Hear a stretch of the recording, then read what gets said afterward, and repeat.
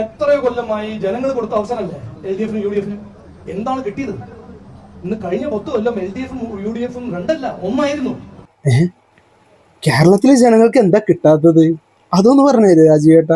എന്നാ പിന്നെ കിട്ടിയ കാര്യങ്ങള് മനസ്സിലാക്കാൻ കുറച്ചും പാടി എളുപ്പക്കാരല്ലോ.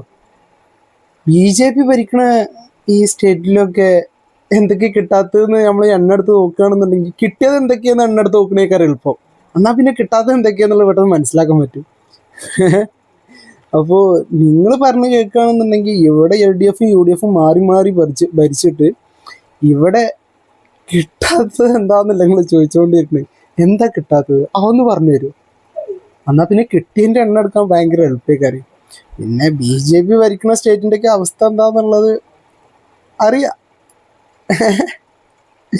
ടെക്നോളജി ഉണ്ടല്ലോ ഇന്നത്തെ കാലത്ത്. അത് കാരണം എല്ലാ കാര്യങ്ങളും അപ്പം അറിഞ്ഞുകൊണ്ടിരിക്കുന്നുണ്ട്. നടക്കട്ടെ എന്തായാലും.